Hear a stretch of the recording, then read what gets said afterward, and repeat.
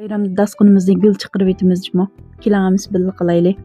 300 gram un bilan 100 gram sayriq mayni mushta qo'limiz bilan ovlab talqon holatga ekvagandan keyin bir tal tuxum chaqisiz. Ondan azroq bir qo'shiq atrofida asal qo'yibsangiz, yuzi paqiroq shunday chiroyli chiqadi. Asal nargiz jiq qo'yibetmang, chunki pek tatli bo'lib qoldi. Ondan sut bilan xamir qilsak bo'ldi. Bu xamirni nayt bir 5 minut atrofida jug'urib bo'lsangiz, qijmini qilib kavshang sağıcı bo'lgan oralikda 20 soatlam vaqt ketadi. Shunda qilish oson, ambek yeyishlik chiqadiga. Va oldimizdagi bayramda dasqon qo'ysangiz, qanday qildingiz buni, ajabmi yeyishlik deb hammaning maqtashiga erishib ketasiz. Da yumaloqlab bo'lgandan keyin qiymasini qilib olamiz. Men qiymasiga qo'y go'sht bilan piyozlam qildim. O'zingizning yoqtirishiga asosan qanday qiyma qilsangiz bo'laverdi.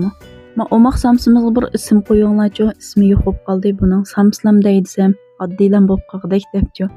Mening qizimga o'mchik palvonlam dedi buni, chunki men cho'yliq besib bir xil iz chiqargandan keyin palvonning bir ayollarga o'xshatib qolgan chig'i debchi. Shuning bilan buni mushta azroq qo'limiz bilan nepizlatib cho'yliqqa besib mushta iz chiqarib olsak bo'ldi. Ammo har qanday shakldagi mushta iz chiqarib bo'ldigan lekin narsaga qilib iz chiqarib olsanglar bo'laverdi. Buning shakliga yoki bu narsalarga o'lcham yo'q. Faqat o'zimning yoqtirishiga asosan mushta qilib baxtim. Har xil arangiz bir narsalarni qilib uyga kelgan mehmonlarimizni yaxshi kutib olsak deymiz-ku hammamiz.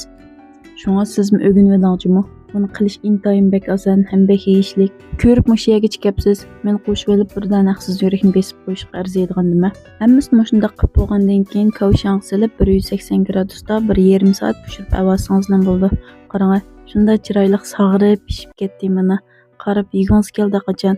Kelamiz bilmaymiz. Mushta chiroyli tizib o'tirsiq qetib qo'yib, ochiqsangiz qaytiqlar bilan bir milab